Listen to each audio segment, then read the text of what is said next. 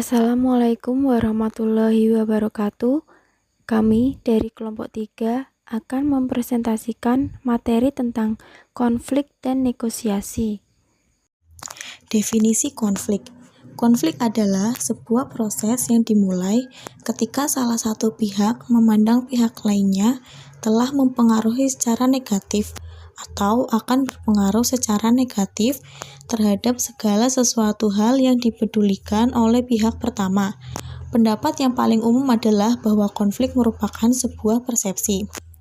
Sudut pandang lain tentang konflik. Yang pertama, pandangan tradisional atas konflik merupakan keyakinan bahwa semua konflik berbahaya dan harus dihindari.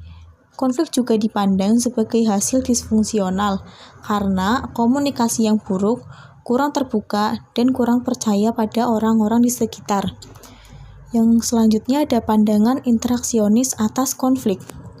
Merupakan keyakinan bahwa konflik tidak hanya merupakan sebuah paksaan yang positif dalam suatu kelompok, tetapi juga sangat diperlukan bagi suatu kelompok untuk bekerja dengan lebih efektif.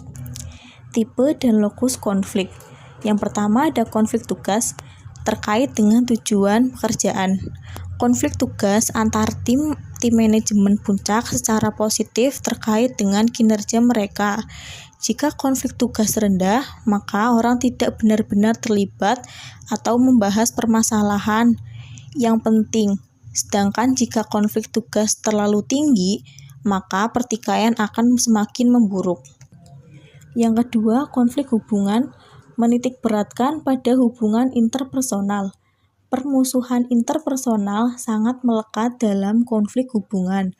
Bentrokan kepribadian dan sikap tidak saling mengalah satu sama lain dapat menghambat penyelesaian dari tugas organisasi.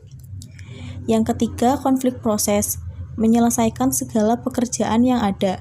Konflik proses berkisar pada delegasi dan peranan serta sering terjadinya kelalaian. Dengan demikian, konflik proses seringkali dipersonalisasikan lebih tinggi dan dengan cepat berpindah menjadi konflik hubungan. Untuk selanjutnya, proses konflik. Proses konflik memiliki 5 tahapan. Yang pertama, pertentangan yang berpotensial atau ketidaksesuaian. Ini merupakan penampilan kondisi, penyebab, atau sumber yang menciptakan peluang bagi konflik untuk timbul kondisi. Kondisi ini tidak lantas mengarah secara langsung pada konflik, tetapi salah satu dari mereka yang diperlukan jika hal ini muncul ke permukaan. Ini bisa disebabkan dari komunikasi yang kurang baik, atau struktur, atau variabel pribadi. Misal, jika seseorang itu memiliki ketidaksesukaan kepada orang lain, peluang untuk menimbulkan konflik itu lebih besar. Untuk tahap kedua, kesadaran dan personalisasi. Kesadaran ini bagaimana yang kita nyatakan dalam definisi mengenai konflik. Salah satu atau lebih pihak kasus waspada terhadap terjadinya kondisi yang mendahului. Namun, karena ketidaksepakatan yang dipandang sebagai konflik tidak berarti dipersonalisasikan. Ini terjadi pada level yang dirasakan sebagai konflik. Untuk ke tahap 3 adalah niatan. Niat mempengaruhi antara persepsi dan emosi yang orang-orang serta perilaku terbuka mereka. Dan niat ini sebuah tahapan berbeda karena kita harus mengambil kesimpulan atau maksud orang lain untuk mengetahui bagaimana memberikan tanggapan atau perilaku. Untuk tahap selanjutnya, perilaku.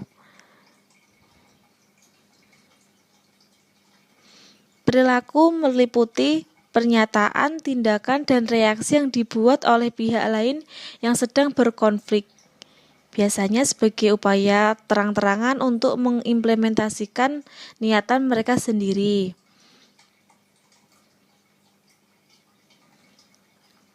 Nah, yang terakhir adalah hasil. Untuk selanjutnya adalah tahapan niat dalam menangani konflik. Yang pertama bersaing. Bersaing di sini ketika seseorang berupaya untuk memuaskan kepentingannya sendiri tanpa memperhatikan dampak terhadap pihak lainnya yang berkonflik. Yang kedua, berkolaborasi.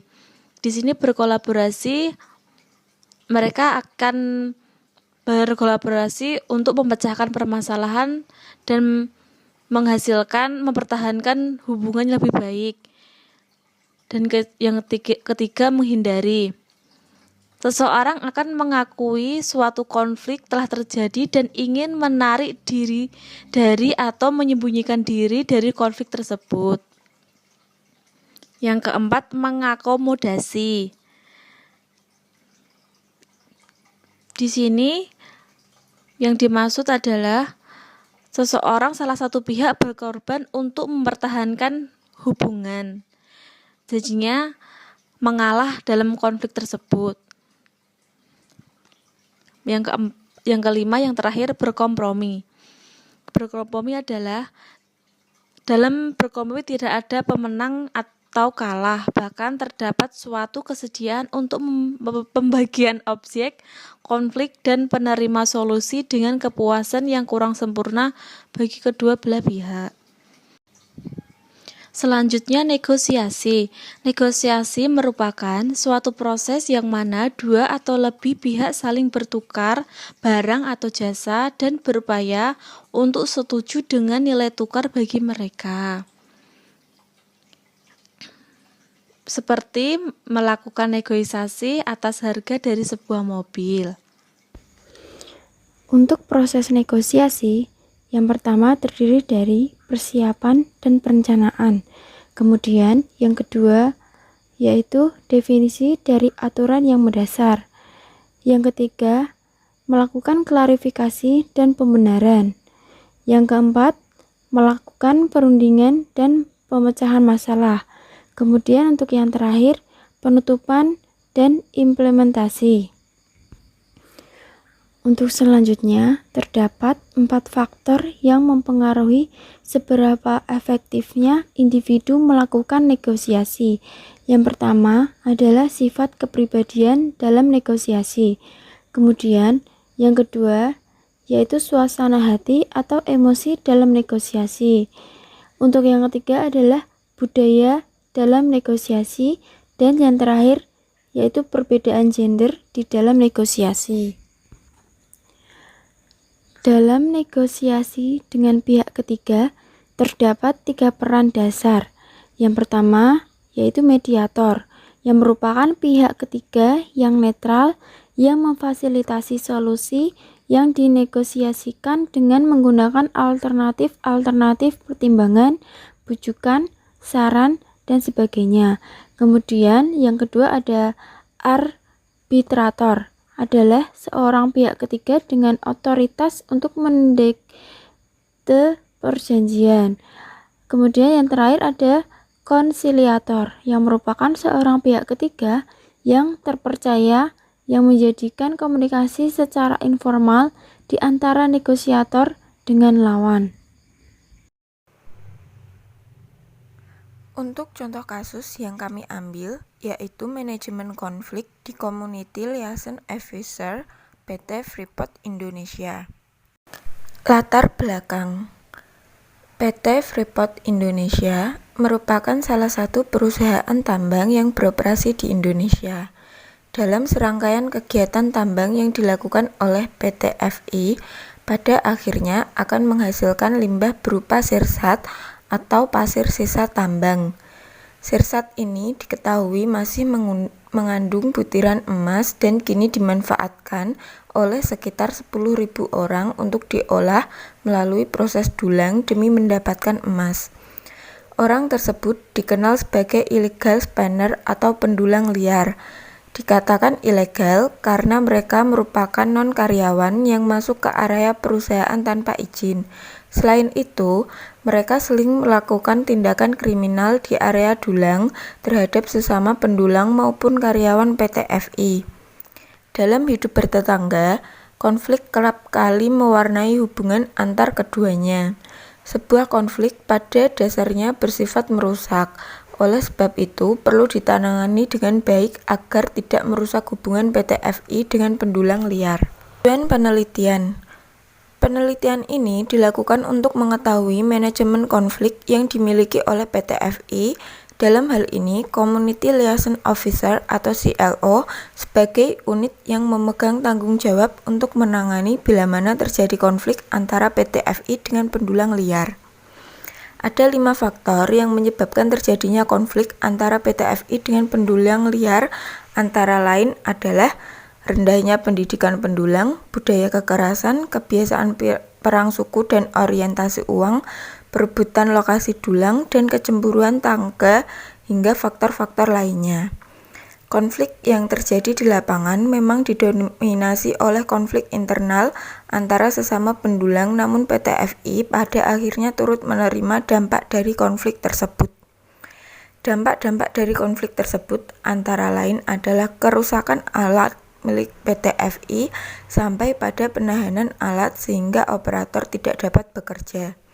Pendulang-pendulang liar kerap bertindak anarkis di lokasi dulang sehingga membutuhkan penanganan konflik yang sifatnya responsif agar mencegah dampak meluas sampai pada terganggunya aktivitas perusahaan. Kemudian, hasil. Dalam menangani konflik, PT FI telah membentuk sebuah tim, yaitu tim gugus tugas. Tim gugus tugas adalah tim yang sengaja dibentuk untuk bertindak responsif bila mana terjadi konflik atau muncul gejala-gejala konflik antara PT FI dengan pendulang liar maupun konflik antara sesama pendulang liar yang berpotensi mengganggu aktivitas perusahaan.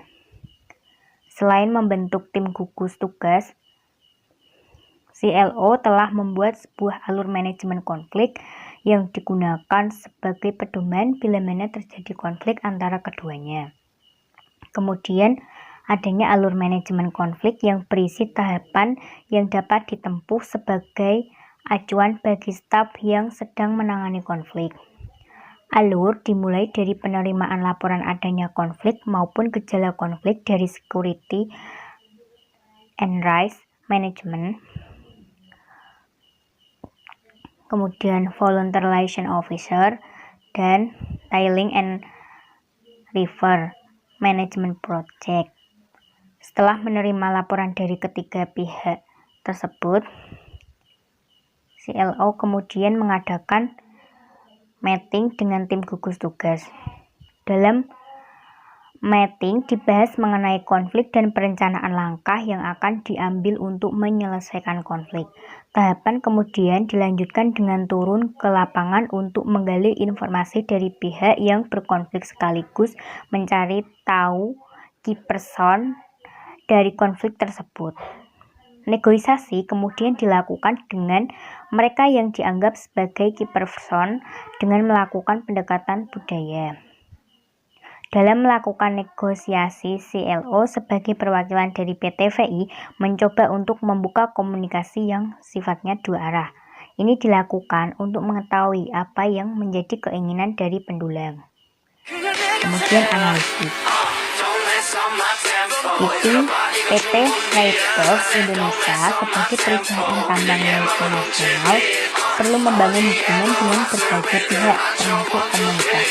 Pendulum liar merupakan salah satu komunitas yang hidup berdampingan dengan PT FI, meskipun kehadirannya tidak dikehendaki karena kerap kali menimbulkan masalah. Hubungan antara keduanya itu sebagai organisasi dan komunitas kerap kali diwarnai oleh munculnya konflik. Keduanya itu memiliki pemahaman yang berbeda dalam memakai sebuah isu. PT FI mengharapkan pendulang untuk tidak beroperasi di area perusahaan karena itu merupakan perbuatan yang melanggar hukum. Namun, pendulang kerap kali melanggar aturan yang telah ditetapkan.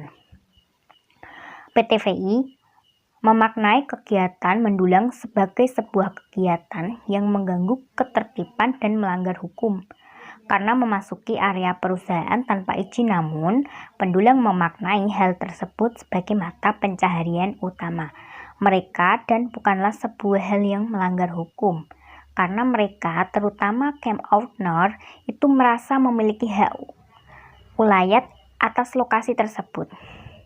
Perbedaan pemaknaan dari masing-masing pihak ini itu tidak disertai dengan komunikasi yang bertujuan untuk menghadirkan kesepakatan dan saling pengertian oleh kedua belah pihak. Sehingga itu menjadi tidak kongruns satu dengan yang lainnya. Jadi bisa diambil kesimpulannya, CLO itu perlu memperbaiki tahapan-tahapan yang terdapat dalam alur manajemen konflik yang telah dibuat agar alur tersebut menjadi efektif digunakan dalam proses manajemen konflik. Koordinasi yang baik itu juga perlu ditingkatkan. Kenapa? Agar kehadiran tim menjadi lebih yang efektif. Kemudian selain koordinasi itu juga diperlukan pembagian tugas yang jelas bagi CLO dan seluruh bagian dari tim agar tidak ada tumpang tindih pekerjaan yang terjadi, khususnya dalam proses manajemen konflik yang terjadi antara PTWI dengan pendulang liar. Kemudian yang ketiga, demi membangun komunikasi yang baik dan memaksimalkan proses manajemen konflik, CLO itu juga perlu untuk menambah stafnya. Penambahan sumber daya manusia ini diperlukan karena jumlah pendulang yang meningkat setiap tahunnya sehingga banyak persoalan yang terjadi di lokasi dulang. Demikian presentasi yang dapat kami sampaikan, kurang lebihnya kami mohon maaf. Wassalamualaikum warahmatullahi wabarakatuh.